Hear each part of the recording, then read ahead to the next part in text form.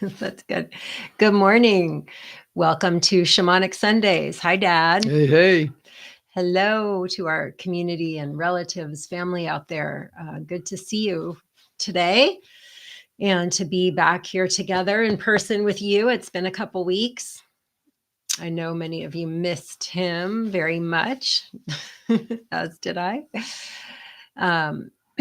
So let's start off with a prayer of gratitude. So before we ask a question, we'll start with gratitude. Yeah. So I just want to say, just a few moments ago, heard from, friends in Asheville, North Carolina. We hadn't been able to hear from them for a couple of days. And Nashville, as some of you may know, is one of the hardest hit areas. So I just got Asheville, North Carolina, Nashville, Tennessee.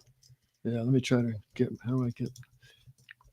What are you looking for? The messages. There it is. So I want, as a lead into the prayer, I just want to share with you what Kelly said. She said, they're calling it a biblical disaster. It's the largest disaster in Western North Carolina in history. Towns disappeared, all communications out, dams breaking or ready to, mudslides, no electricity, no power, broken city water systems, etc. They're doing as much recovery as they can, starting Friday. Many people missing. French Broad River crested at 30 feet. Many areas of the city and town are lakes with some roofs. We're on curfew. We had one tree snap off at the half point, but no damage. Neighbors giving us water from their hot tubs for toilets. Fortunately, we have a generator, so not losing food. Reading is the only pastime. I don't know when this text will get through, but hopefully soon. Max, her husband, asked for prayers, not just for them, but for the entire area. First responders and everyone trying to pull some systems together so the basics can be brought online. So dropping into our hearts here and the breath of life, we're all giving gratitude and prayers for all the people affected by these big power storms coming through. Gratitude for the angels of protection and prayers for those who crossed on and are suffering and in fear and in great need of support. And so we can all do that now by just focusing the power of our intention on being channels for Great Spirit, your light and your love and your peace and your power and strength and courage to keep going, flowing into us with each breath and letting it flow through us and empower us with gratitude to our ancestor spirits of the land we live on, to Mother Earth, Mother Ocean, to the plant people, the animal people who also suffer in these storms, and for all those people suffering around the world from violence and prejudice and discrimination and oppression and racism and sexism, all those people suffering around the world. Thank you for bringing us together here today, Great Spirit. Thank you for bringing Kimberly and Andrew back from England safely with the good medicine they're working on integrating into the guidance of what came through in Vision Quest, that there's a source through you that has all the answers we need. We just need to listen more. And so opening our hearts and our intuition and our souls to listen to your guidance about how we can be in and create responses to the challenges of these times that truly helps open the door to bring through fullest blossoming, greatest good for the healing of the sacred hoop. May it be so. Oh, Pomprios. Thank you. Thank you. Thank you. So much gratitude for Kelly and Max being okay. And this really just being, from what I understand, there was really no expectation that Asheville would get hit in the way it did. And it's just a reminder that nature is hurting from the mistreatment and from us forgetting our deep connection with nature and feeling that it is okay for us to just keep extracting rather than remembering that it must be regenerative for that sacred reciprocity to flow and all of us to be in health. And so the subject this week of common ground because it's just become too easy for people in the West primarily to think of like us versus them, and to take without giving, and just being out of balance. And so, what are you looking at, Deb? I was looking at the chat to see who's here. Oh. Give me a hard time here. I'm telling you, no respect, respect. Anyways, and it's just so easy because of social media and our silos. And I know we've talked about this before, but about finding common ground, because the only way that we can move forward to really address the root system, the root of the hurts in our system that are causing these dramatic changes and impacts, such as what Asheville and Roger just shared that in Richmond, Virginia, they're still hurting. So it's certainly not just Asheville, and it's all of us in many ways. So with the upcoming election, and we'll keep digging into this over the next few weeks, but really, again, like, how can we go back to finding common ground? What are like practical tools? Like when we are challenged by different belief systems, how can we go back to finding, remembering? And I believe that when we truly can see the humanity in one another, and the life in all the sentient beings, and remember that we're part of that, we can find more hope, and then it's easier to take active steps toward solution building and bridge building. So with all that rambling, Pops, could you talk a little bit about, like, let's be really practical for a minute, if possible. Like, what are 3 of the main tools that you have learned in your work with ancient wisdom traditions and shamanism and indigenous traditions around the world? Let's just take one at a time. What's the first thing that comes to mind as a practical tool that we can use to find common ground when we're feeling challenged by that? Okay. Are you ready? Find out. So just your words: common ground. Common. What do we all share? Common ground. The word ground. What comes into mind when we think about ground? Hold on. Let me take a sip of this coffee here. That coffee, by the way, being the magic elixir that my mom makes for him. Right? According to my formula, teamwork. Ground. Well, I don't know about you, but when I just say the word ground and let the vibrations of the word move through me, I certainly don't go out somewhere into space. Where do I go? I drop down into what's underneath me. What this body that my spirit's living in through Great Spirit's grace for whatever it's time, but it's happening right now. So hallelujah. And what's beneath me is the ground. I can feel my feet, the soles of my feet on the floor. And I know beneath the floor is Mother Earth. And not too far down the road from where I am is Mother Ocean. So ground. I connect my awareness, the gift of awareness, to notice mindfully what I'm experiencing in the moment through my senses, through my consciousness. I send all of that down, like getting on the elevator and pushing the basement button, and elevators going down one floor at a time, da-da, da-da, da-da, da-da, dropping all the way down. And I get off at the door opens, and I get off, and where I am, I'm on Mother Earth. Beautiful Mother Earth, Turtle Island, Pachamama, Gaia, Mother Earth.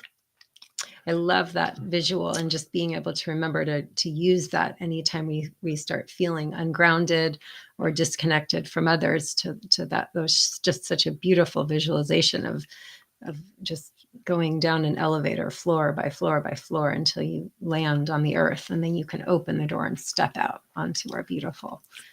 And there's support. Yeah. There's this beautiful creation of manifestation of creativity and diversity and color and form and shape, and just the billions of years of evolutionary wisdom manifesting great-grandmother growth, the life that we're privileged to see and feel and learn about and beauty of it all, Mother Earth, and gives us a place to stand. Unless we're on a rocket ship out in space, the gravity on Mother Earth is like connecting us. We're connecting. We are connected. Our awareness and grounding to what's beneath us, the ground, boom, we begin to get grounded. Instead of spaced out somewhere, not present, I experience being on Mother Earth and with Mother Earth right now. Grounding.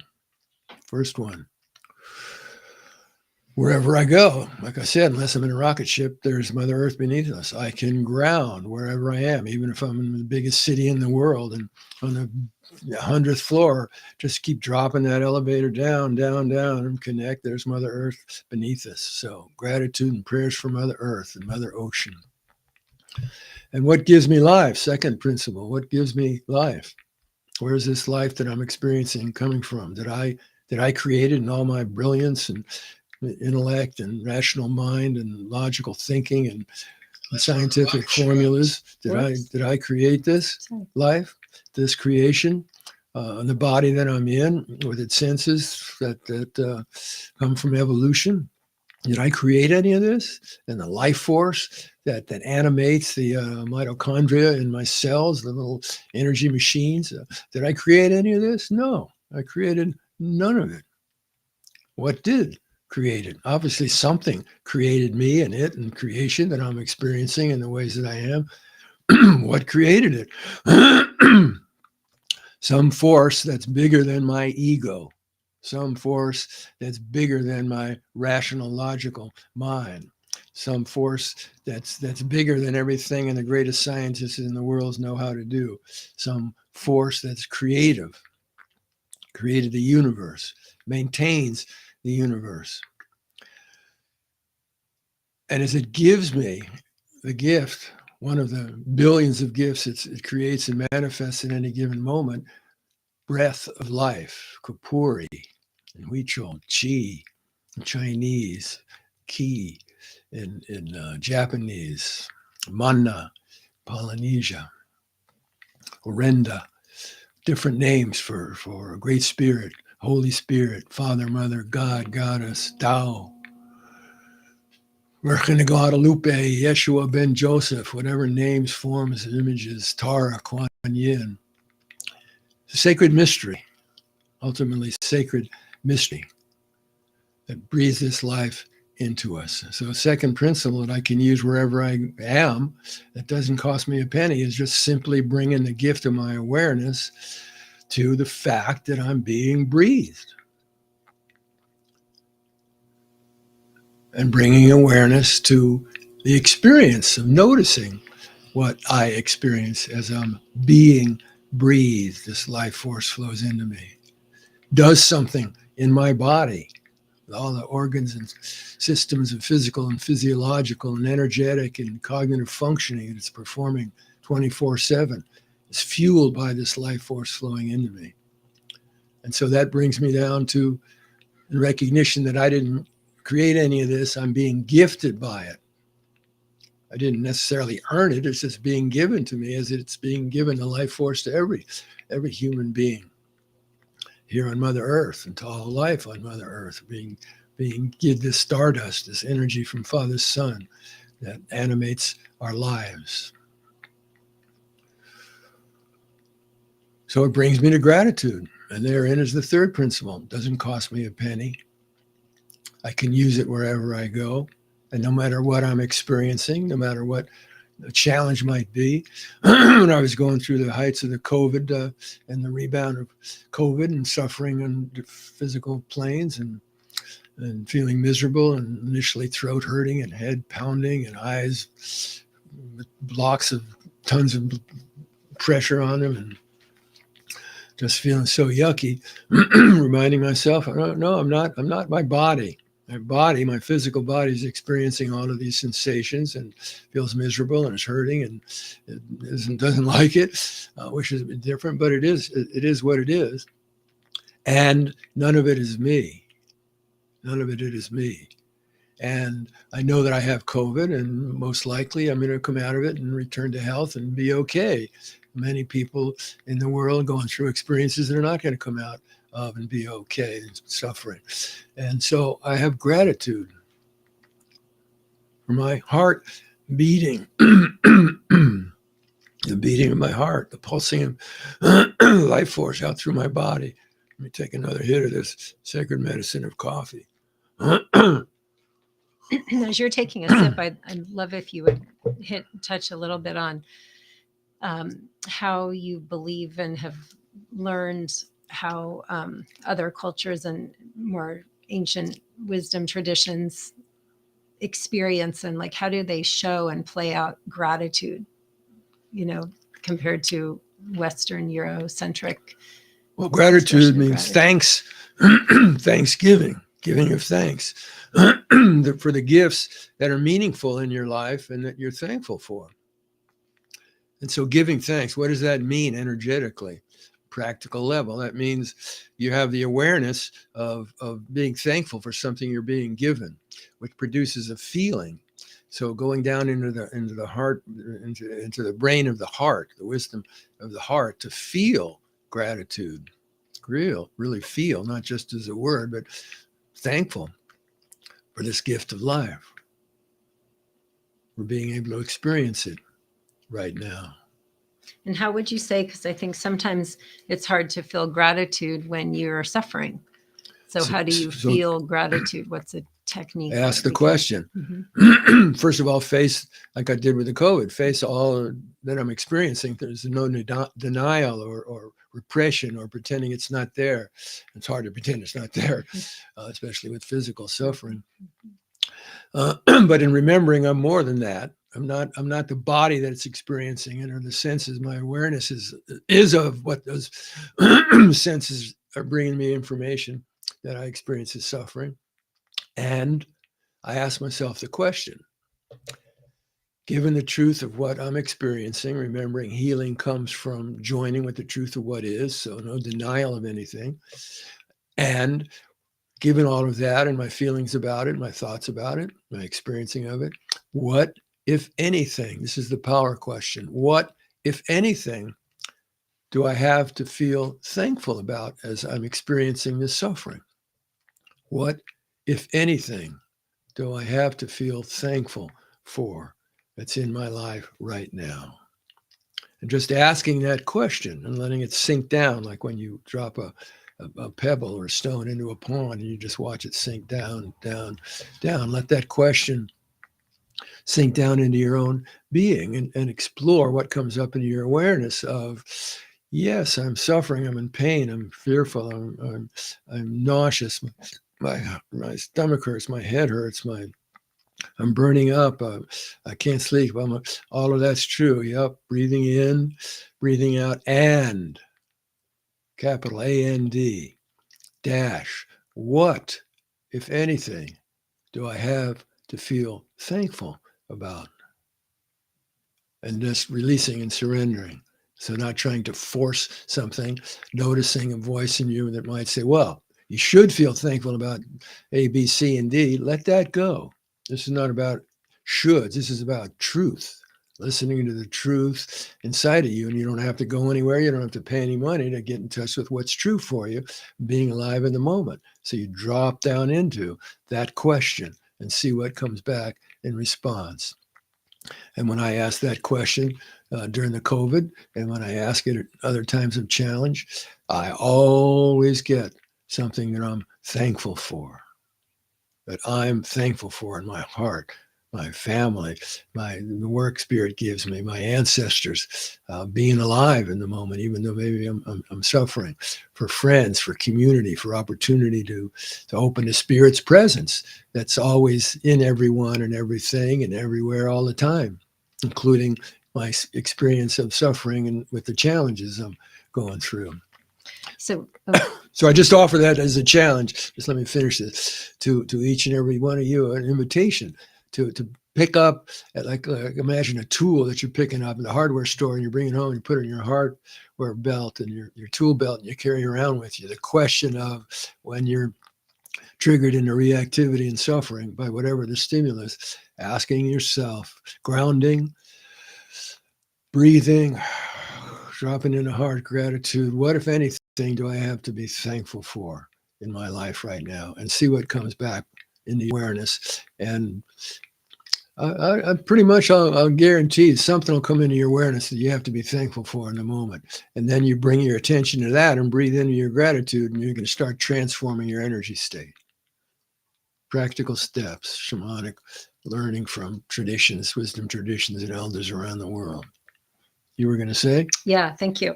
I was going to say yesterday there was a rally, I guess, so to speak, for a candidate that I am not in support of for president. A bunch of trucks, huge trucks with a bunch of flags flying and honking horns and yelling and screaming out of the trucks as they went by me. And I felt a lot of judgment. It felt almost like what it may have felt like many,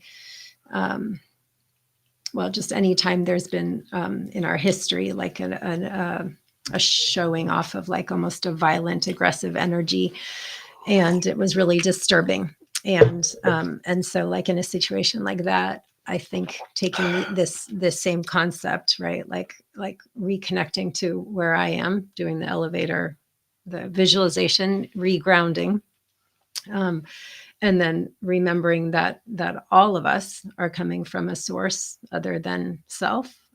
Even the people we seemingly don't have a lot in common with, and then this concept of what, if anything, do I have to be grateful for?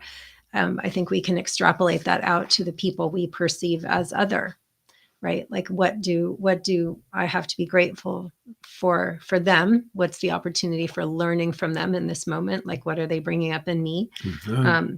And then also like not just what do I have to be grateful for me, but like what could I like what are they feeling grateful for as they're going through that taking those steps that to me are disturbing, right? The energy that was brought to it, not just that the direct act, but the energy that was, and some of the words that were being used and stuff, right? But like, so giving thanks, like that there's, in my mind, I would say there's like fear there. And so this behavior is helping them to feel less fear and to, then I can, send them love and prayers for other ways that they may feel less fearful and stuff like that. So yeah. Just a thought of sharing how to bring it into some of the practical challenges that not just physical suffering, but the different layers of suffering that we see manifest in so many different ways in our world today. So let's see. Martin Luther King, avatar, I think, Sanskrit word for a holy man. He had his humanness, of course, like we all do, in his shadow, but he walked his talk. And beautiful words came through him. Spirit used him in a beautiful way to bring through beautiful words. And he was a recipient of so much violence and died by violence, like Gandhi, as a man of peace. Said, we're not going to heal violence with more violence. We're not going to heal hatred with more hatred. We're going to heal it all with love. And so what you just described, the fear that leads to those violence that's coming out of the aggressive energy of the people, the guys mostly probably, that you saw going by in a demonstration, triggers our judgmental, easily to trigger our judgmental attitudes about them and stories about them. And if we notice and pay attention, if we let that run, our hearts close, and we're contributing to our own suffering in the moment, because they didn't close our hearts, we closed our hearts. And so with a closed hearts and that judgmental energy, that's violence, and that's going out into the field and feeding them. We're all connected. Just yesterday, I was reading about one of the science reports I get on the basis of